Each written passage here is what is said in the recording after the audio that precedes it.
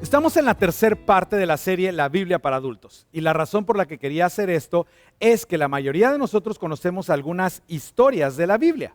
Si creciste en la iglesia, probablemente conoces muchas historias de la Biblia, y si no creciste en la iglesia, conoces lo suficiente de las historias de la Biblia para saber que posiblemente no crees en las historias de la Biblia. O de hecho, tal vez creciste en la iglesia con las historias bíblicas y luego cuando te hiciste adulto pensaste, esas cosas no pudieron haber sucedido. Y parte del problema es que aunque muchos de nosotros conocemos algunas historias bíblicas, muy pocos conocemos la historia de la Biblia. Y estoy convencido de que conocer la historia de la Biblia o saber cómo obtuvimos la Biblia es casi tan importante como saber lo que está en la Biblia. Porque si no conoces la historia de la Biblia, es fácil descartar o desestimar las historias que realmente están en la Biblia. Y una de las cosas que hace que esto sea un desafío para nosotros es que la forma en que obtuvimos nuestras Biblias no es la forma en la que el mundo obtuvo la Biblia. En el momento en que tuviste una Biblia, si te dieron una Biblia de niño o ya adulto, ya estaba todo organizado en capítulos y versículos, con mapas y a lo mejor hasta forrada en piel. Pero no es así como el mundo obtuvo la Biblia. Jesús no escribió la Biblia, pero si no fuera por Jesús, no habría una Biblia. Porque la historia de la Biblia no comienza con el Génesis. La historia de la Biblia en realidad comienza con Jesús. Comienza en el primer siglo, cuando la tumba de Jesús fue encontrada vacía y luego Jesús fue visto y sus seguidores que huyeron cuando fue arrestado aparecieron en las calles de Jerusalén diciendo, ha vuelto, ha resucitado, está vivo. Y miles de personas judías en la misma área donde Jesús fue arrestado y crucificado, un área de Judea, específicamente la ciudad de Jerusalén, abrazaron a Jesús como su Salvador. Y la iglesia comenzó. Y de repente algo que no era verdad antes, ahora ya era verdad. De repente hubo un interés en documentar la vida, las palabras y las obras de Jesús. Porque si Jesús hubiera permanecido muerto, nunca habríamos oído hablar de Jesús porque no habría iglesia ni cristianismo y en consecuencia no habría Biblia. Y es por eso que la historia de la Biblia comienza realmente con la resurrección de Jesús. Bueno, eventualmente el apóstol Pablo, de quien vamos a hablar más a profundidad la próxima semana, y algunas otras personas, dejaron Jerusalén y esa región del mundo y fueron a las principales ciudades, a puertos alrededor de la cuenca del mar Mediterráneo y empezaron a compartir la historia de Jesús y el hecho de que Dios había hecho algo en el mundo a través de su Hijo y lo había resucitado de entre los muertos para acentuar lo que afirmaba sobre sí mismo y lo que decía ser sobre el mundo. Durante ese tiempo, los hombres específicamente comenzaron a documentar la vida de Jesús. Y si no hubiera habido resurrección, no habría habido necesidad de documentar. De hecho, Lucas, un médico del primer siglo, nos dice que muchas personas trataron de documentar la vida de Jesús. Y así lo dijimos en la primera semana. Y aquí es donde tenemos a Mateo, a Marcos, a Lucas y Juan. 4 relatos de la vida de Jesús. 2 de ellos griegos, 2 judíos, que se sentaron a documentar la vida de Jesús. Luego, como dije antes, el apóstol Pablo dejó esa región de Judea y Galilea y comenzó a difundir la palabra sobre Jesús y su enseñanza a los gentiles alrededor de la cuenca del Mediterráneo. Ahora, aquí es donde retomamos la historia. Cuando los gentiles se enamoraron de un judío en particular, que era Jesús, inmediatamente se enamoraron del texto sagrado de los judíos, lo que llamaremos la Biblia hebrea. Ahora, esto es la Biblia hebrea, o la escritura judía, o lo que Jesús y la gente del primer siglo llamaba la ley y los profetas. Los cristianos gentiles de finales del primer siglo, y especialmente también los del siglo II, adoptaron estos textos como escritura. Pero aquí es donde la historia se complica, porque no abrazaron la Biblia hebrea o la Biblia judía como la escritura judía. Abrazaron la escritura como la escritura cristiana. Porque aunque los gentiles estaban interesados en la escritura judía, no estaban en absoluto interesados en la religión judía. Su interés en el texto judío no era histórico ni cultural, porque durante este periodo de la historia había 2 o 3 cosas muy diferentes en los judíos. En primer lugar, el templo judío había sido destruido y el pueblo judío, los líderes judíos específicamente, y los sacerdotes y los rabinos y aquellos que son los eruditos, todos estaban tratando de averiguar cómo podrían practicar su religión ahora sin un templo. Así que el judaísmo, tomó un sabor claramente diferente a finales del primer siglo y nació el judaísmo rabínico. Ahora, la segunda cosa que sucedía era que los judíos periódicamente, entre el final del primer siglo y hasta el tercer siglo, se ponían del lado de Roma contra los cristianos. Así que había un conflicto incorporado entre los cristianos que estaban usando las escrituras judías y los judíos que decían, hey, esas no son sus escrituras, son nuestras escrituras y ustedes son una especie de culto judío de imitación y nos están dando un mal nombre y no tienen el potencial, o más bien tienen el potencial de arruinar nuestra relación con el imperio. Así que el judaísmo y los líderes judíos a veces se ponían del lado de Roma. Y luego la tercera cosa que hizo que esta relación fuera muy difícil fue que los gentiles no querían realmente ser judíos. Porque como te comenté, desde su perspectiva, los judíos eran bastante raros.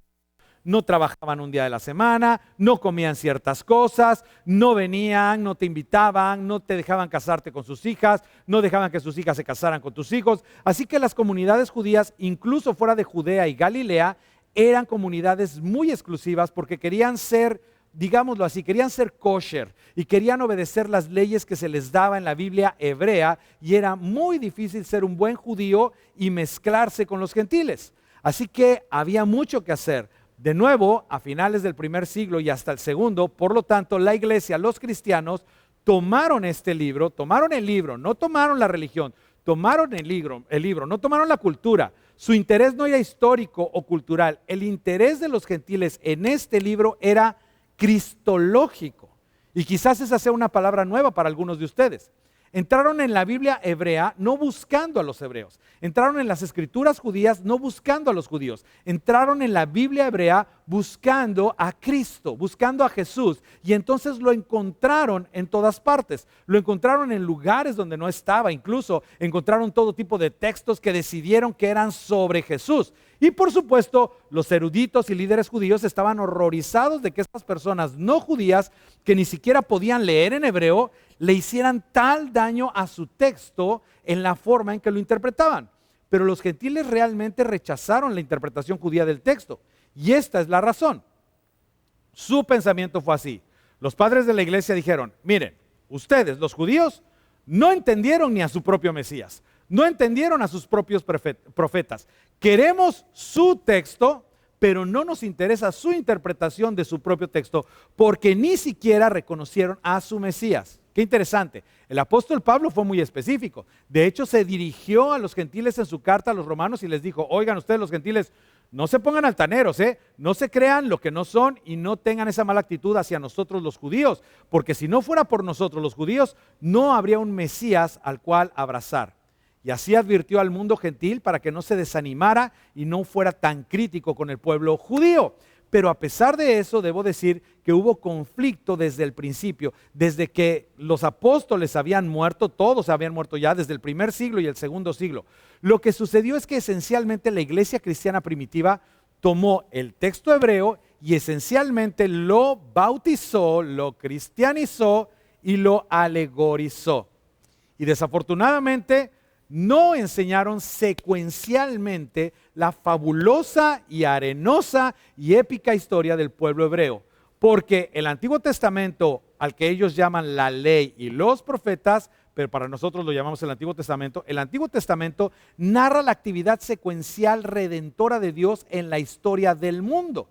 En el Génesis, como vimos la semana pasada, Dios aparece al principio como creador, pero muy rápidamente en el libro del Génesis se quita el sombrero de creador y se pone el de fundador. Dios el fundador.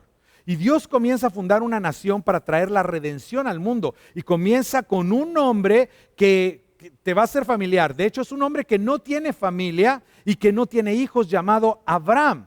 Y a través de Abraham hace nacer una nación con un propósito internacional multigeneracional, una nación que eventualmente sería esclavizada en Egipto, una nación que eventualmente sería esclavizada por una superpotencia, por un faraón que se consideraba relacionado con los dioses, cercano a los dioses, y entonces en el momento oportuno Dios envió a su siervo Moisés, el Moisés libertador, por así decirlo, en ese entorno, y se dirige al faraón y le dice: tienes que dejar ir a mi pueblo, debes dejar ir al pueblo de Dios. Habló en nombre de Dios, y Yahweh, el Dios de los judíos, le habló al faraón en los únicos términos que un faraón podía entender: violencia y poder. Y al final de esta historia épica, libera a su pueblo y salen de Egipto, y salen de Egipto ricos. El texto dice que saquearon a la nación. De hecho, la gente de Egipto estaba muy feliz de que por fin se fueran los hebreos.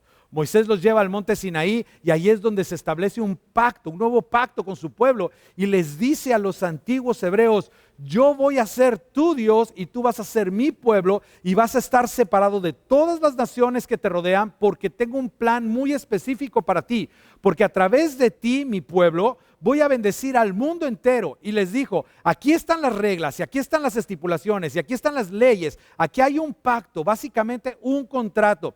Y les dijo: les voy a dar su propia tierra, y cuando lleguen a esta tierra, si me obedecen, los voy a prosperar. Pero si me desobedecen, por el bien del mundo que los está viendo, voy a tener que castigarlos. Y si adoptas las costumbres y las tradiciones religiosas de las naciones que te rodean, si adoptas su moral, esa moral de las naciones que te rodean, si adoptas el politeísmo de las naciones que te rodean, voy a entregarte a las naciones que te rodean para que recibas una buena dosis de eso que anhelas, de modo que cuando te arrepientas puedas volver a la tierra. Era condicional en el sentido de que deberían de obedecer a Dios, y Dios los bendeciría si obedecían, pero era incondicional en el sentido de que siempre serían su pueblo elegido con un propósito específico en mente. Y todo esto fue delineado en el monte Sinaí cuando Moisés bajó, no solo con 10 mandamientos, con 613 mandamientos. Ahora, quiero hablar de esos mandamientos por un minuto, porque los críticos y escépticos por generaciones desde el principio tuvieron una crítica implacable de los términos y las condiciones, las leyes y las restricciones que están conectadas con el pacto del Sinaí. De hecho, Richard Dawkins, uno de los ateos más influyentes de este tiempo, en su libro El engaño de Dios, dice esto, que es solo una instantánea de lo que incluso tal vez tú escuchaste en la prepa o en la universidad, o tal vez la razón por la que perdiste la fe, porque tenías una versión del cristianismo que decía que tienes que creer en todos los 66 libros y tienes que hacer todo lo que viene en los 66 libros. Y alguien vino y te mostró solamente algunos de los versículos del Antiguo Testamento, específicamente en lo que se refiere a la ley judía, y dijiste: ¿qué clase de Dios diría este tipo de cosas o pediría este tipo de cosas, verdad? Y tal vez fue el pacto del Sinaí, el acuerdo de Dios con Israel, lo que te hizo perder la fe. Y la razón quizás por la que perdiste la fe es porque abrazaste una visión como la de Richard Dawkins o de otras personas sobre este extraordinario pacto que Dios creó con su pueblo. Mira, esto es lo que dice Richard. El judaísmo, originalmente un culto tribal a un único Dios, ferozmente desagradable, morbosamente obsesionado con las restricciones sexuales, con el olor a carne quemada, y sigue criticando a Dios. Y si esto es todo lo que lees y luego alguien señala un verso aquí y otro allá, por supuesto que te alejarías pensando: ¿por qué alguien se tomaría esto en serio? Y cualquier cosa que viniera de esto. Y es por eso que quería detenerme para hablar por un minuto, porque Richard Dawkins y aquellos como él están absolutamente equivocados cuando se trata de entender la Biblia hebrea, las escrituras hebreas o lo que llamamos el Antiguo Testamento. Y quiero darte 2 ejemplos acerca de esto. El primero se encuentra en Levítico 18. Y aquí es donde se encuentra la mayoría de la ley detallada. Por eso, si alguna vez empiezas a leer la Biblia desde el principio, no sé, ¿lo has intentado alguna vez? Mira, empiezas en Génesis y está la creación, y es un poco extraño, pero es increíble, ¿no? Y luego está Abraham, está Isaac, y empiezas a entender esta historia y empiezas a entender las cosas. Y luego está José y el faraón, y es increíble. Y luego llegas al Éxodo, y el Éxodo es épico, y es Dios haciendo todas estas cosas. Y luego llegas a Levítico y es como, ¿what? Y llegas a Números y es como, ¿qué cosa es esto? Y Deuteronomio, y en Deuteronomio dices, a ver, creo que esto ya lo leí en Levíticos, y es como, a ver, ¿dónde continúa la línea de la historia? ¿Por qué se perdieron?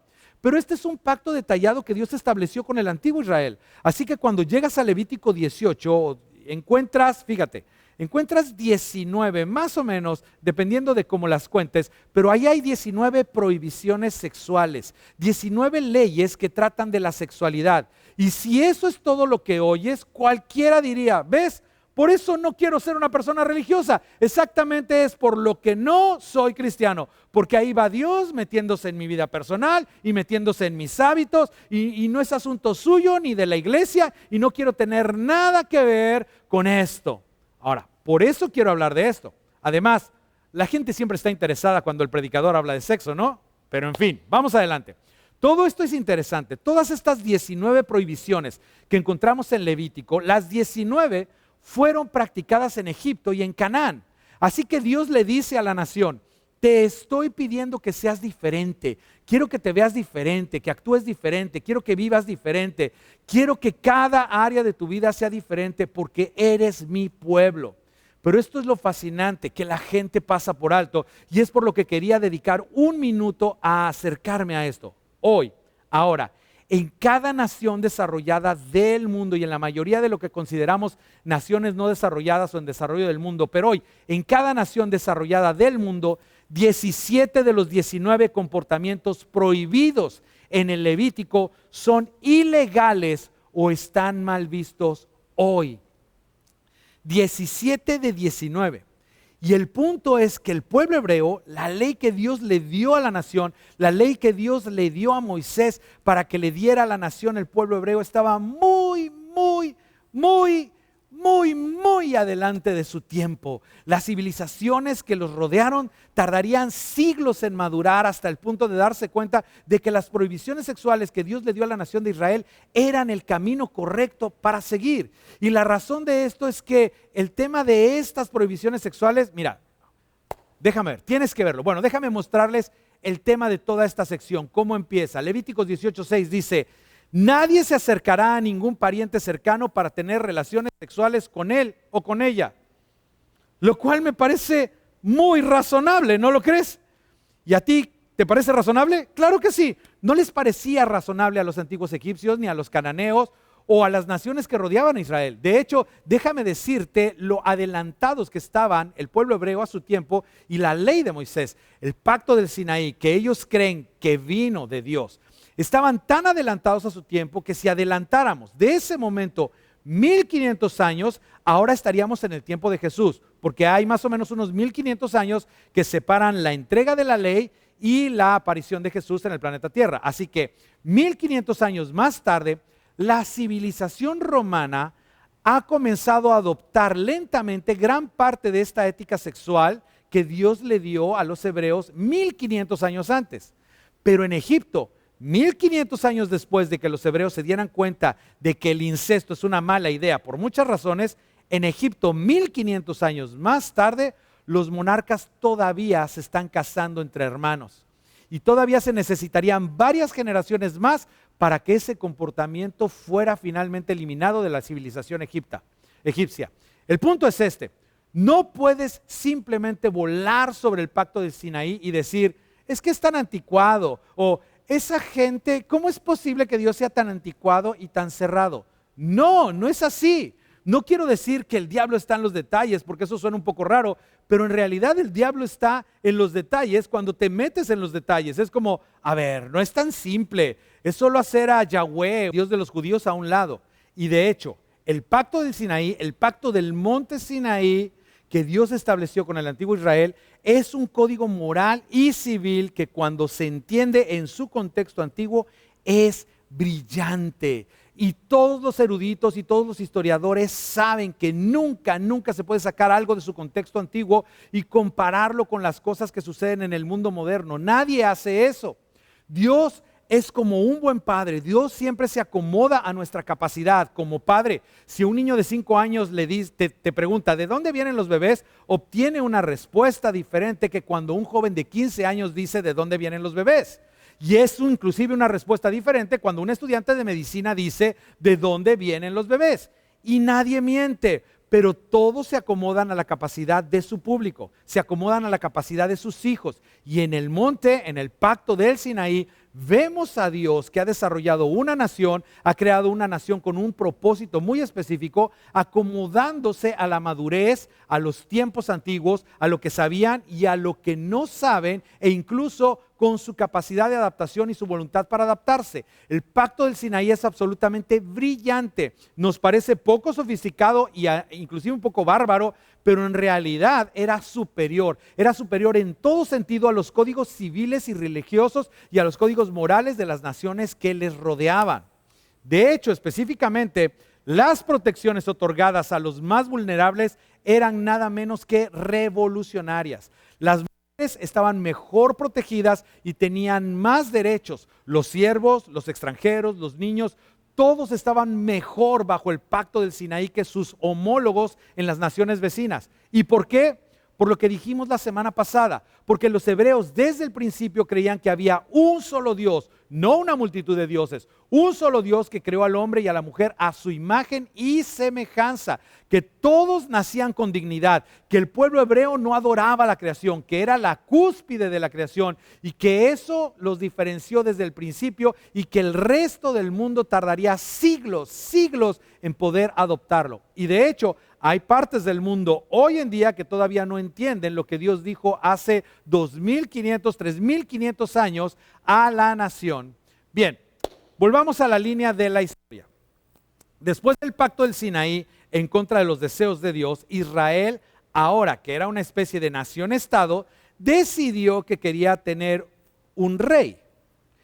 Y así eventualmente Israel se consiguió un montón de reyes. Dios no quería que Israel tuviera un rey porque Dios quería que lo vieran como su rey y que gobernaran a través de jueces. Pero se consiguieron un rey y la mayoría de los reyes de Israel fueron un desastre. Porque tal es la naturaleza de un rey, tal es la naturaleza de alguien que tiene todas las cartas y tiene todo el poder. Subieron los impuestos, a la gente no le gustan los impuestos. Levantaron ejércitos, los ejércitos son caros y tenían muchas esposas. Y en cualquier momento, si alguien tiene muchas esposas, las cosas se vuelven muy complicadas. Si tú, de hecho, y tal vez esto es lo que alguno de ustedes tiene que escuchar el día de hoy. Si tienes una esposa favorita, la cosa no irá bien en tu vida, ¿de acuerdo? Anota eso. Y así, de repente, había harenes, porque eso es lo que hacían los reyes. Y luego, con el paso del tiempo, con su tercer rey, Israel consiguió algo más que tienen todas las naciones de su alrededor, porque una y otra vez encontramos en esta historia épica del desarrollo del pueblo hebreo que Israel siempre mira a su alrededor en vez de mirar hacia arriba, mira a su alrededor y siempre dice, quiero uno de esos y queremos ser como ellos y ellos la tienen más fácil y ¿por qué nosotros no podemos tenerlo? Así que consiguieron algunos reyes y luego con el tercer rey consiguieron lo que todas las naciones tenían, consiguieron un templo. Pero su templo era diferente a los templos de todas las naciones alrededor. No era diferente en la forma en la que se veía necesariamente. De hecho, estaba organizado y construido como un antiguo templo pagano tradicional. Pero el templo judío, este templo no tenía una cosa que todos los demás templos sí tienen. No había ninguna imagen del Dios para el que se construía el templo.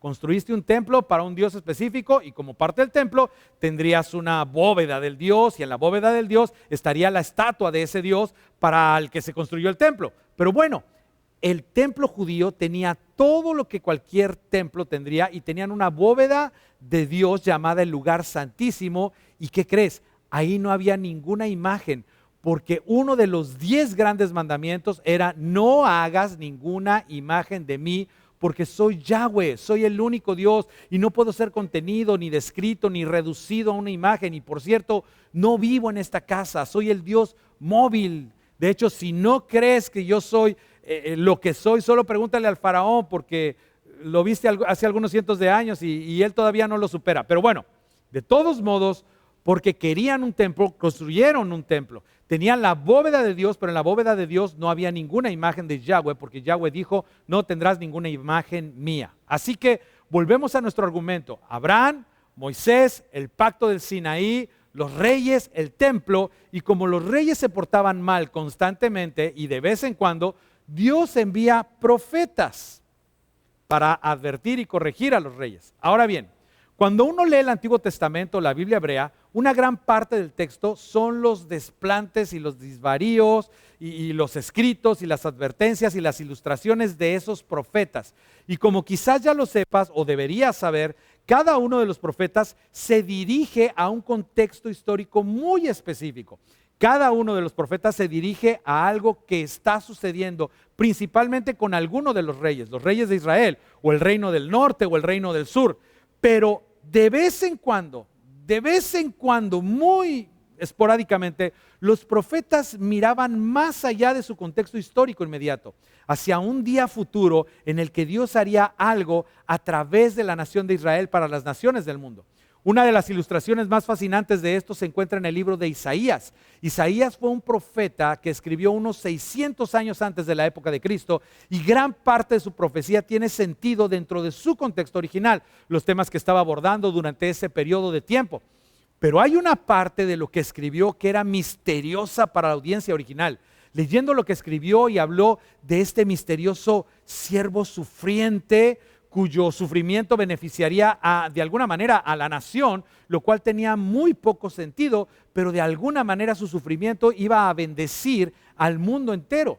Y los detalles sobre este siervo sufriente entraban en conflicto con la adoración en el templo y con todas las escrituras del templo. Cuando Isaías mira más allá de este contexto inmediato o este cumplimiento final de lo que Dios tenía en mente para la nación de Israel, Isaías escribe esto: despreciado y rechazado por los hombres, varón de dolores, hecho para el sufrimiento. Ok, pero ¿quién es Él?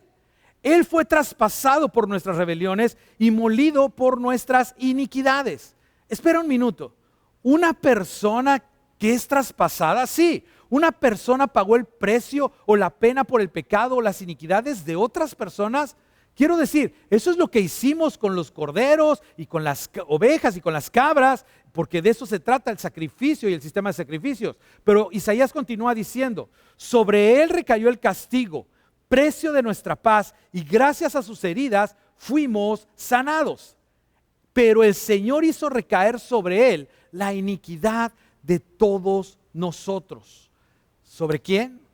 No, el Señor no pone a la gente la iniquidad de otras personas. El Señor la pone sobre los animales como la cobertura temporal de la iniquidad. No, el Señor ha puesto sobre él, sobre una persona, sobre un hombre, la iniquidad, el pecado de todos nosotros.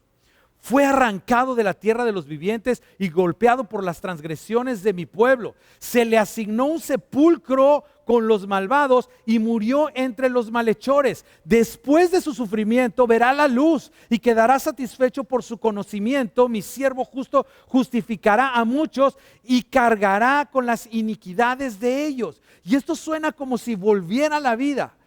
Mira, hace tiempo tuve un amigo judío. Sus padres eran judíos y se criaron en un hogar judío. Y cuando fue a la universidad, pues él tenía un amigo cristiano que no dejaba de invitarlo a la iglesia, y él obviamente se negaba. Pero el amigo insistía en hablar sobre Jesús y él solo lo rechazaba. Ya sabes, era un poco irritante. Y entonces un día, este amigo cristiano se acerca con un pedazo de papel de cuaderno, todo doblado en pequeño, y le dijo a este amigo judío: solo lee esto. Y él me contó. Fui a mi cuarto, lo abrí y estaba escrito por delante y por detrás, y había escrito hasta abajo Isaías 53, todo el capítulo. Y de hecho, al final venía la cita, Isaías 53. Y él pensó: nunca había leído esto antes, y me dije a mí mismo: a ver, espera un minuto. ¿Esto está en la Biblia hebrea? Así que fue corriendo, buscó su Biblia hebrea y buscó, y efectivamente, ahí estaba. Y eso lo dejó muy confundido. Y entonces me dijo esto: llamé a un rabino de mi comunidad, hice una cita y fui a verlo, desdoblé este pedazo de papel y le dije: ¿está esto realmente en la Biblia hebrea? Y el rabino dijo: bueno, en realidad sí está ahí. Le pregunté entonces: ¿de quién se habla? ¿Quién es él? Y el rabino dijo: suena muy parecido a Jesús, ¿verdad? Y él dijo: sí, eso es lo que me dice mi amigo cristiano. Y el rabino solamente le dijo: como sabes, somos judíos, así que no aceptamos eso. Así que este amigo volvió a su cuarto y simplemente no pudo superarlo, y eventualmente se convirtió en un seguidor de Jesús y de hecho se convirtió en un profesor de un seminario bíblico para enseñar teología cristiana. Platicando más a fondo con él sobre este episodio, me dijo, ¿sabes qué, Roberto? En la sinagoga en la que yo crecí, ¿sabías que nos saltábamos Isaías 53? Pasábamos del 52 al 54. Durante años, mientras creía y mientras crecía, no sabía que se saltaban esa parte.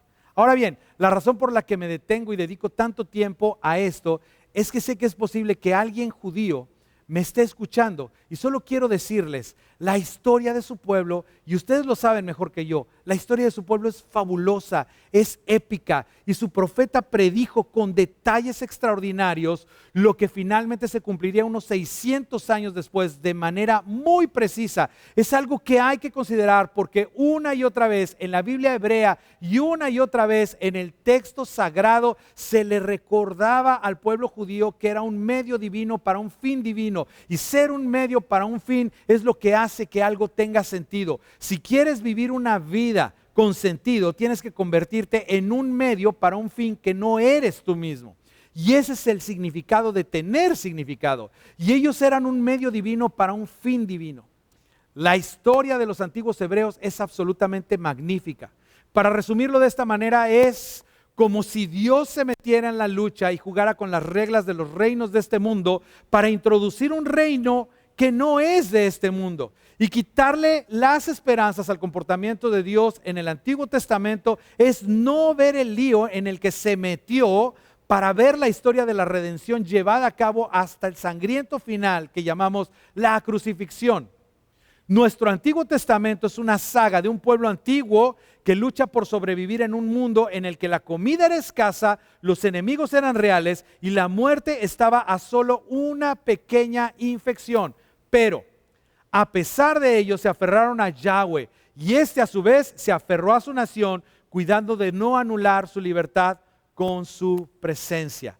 Toda la historia es descarnada, es poderosa, es historia con un propósito divino, es una historia pensada para ti, para nosotros, para el mundo entero. Tenía un propósito anunciado por Dios a Abraham y cumplido 2200 años después, cuando un carpintero judío descubre que su prometida está embarazada y de repente la siguiente parte de la historia, el cumplimiento de Isaías y otros profetas comenzaría. El apóstol Pablo, que era un fariseo, que conocía este libro por dentro y por fuera, lo resumió mejor cuando escribió esto, escribiendo una carta a algunos cristianos que vivían en la provincia romana de Galacia. Y esto es lo que dijo Pablo. Pero cuando se cumplió el plazo, y me encanta eso, cuando el tiempo establecido llegó por completo, cuando Dios finalmente puso todo y a todos en su lugar, cuando el tiempo establecido llegó por completo, cuando ese hombre Abraham se convirtió en una familia, que se convirtió en una nación, que se convirtió en un reino, cuando el tiempo establecido llegó por completo, entonces y solo entonces Dios envió a su hijo nacido de una mujer, nacido bajo la ley, sí, la ley que Dios le dio a la nación de Israel, la ley que jugó el papel de tutor hasta que el nuevo hacedor de la ley entró en las páginas de la historia para rescatar a los que estaban bajo la ley, es decir, nosotros, tú y yo, nosotros, para nosotros, a fin de que fuéramos adoptados como hijos. La historia del Antiguo Testamento, la historia del pueblo judío, sinceramente debería hacer que todos nos arrodilláramos en señal de gratitud.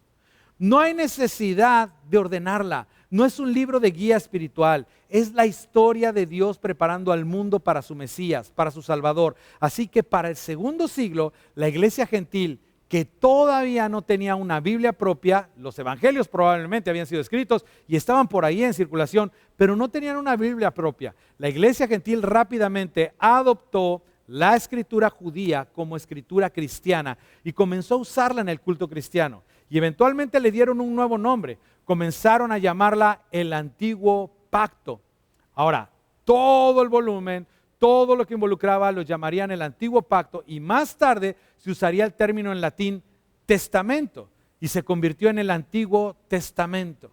¿Y por qué antiguo? Bueno, porque los cristianos gentiles reconocían que Dios, a través de Cristo, había hecho algo nuevo y que Dios había cumplido sus promesas del antiguo pacto a su nación y a su pueblo y había establecido un nuevo pacto con la nación y con todas las naciones del mundo. Un pacto que según Jesús sería instituido e inaugurado con su sangre.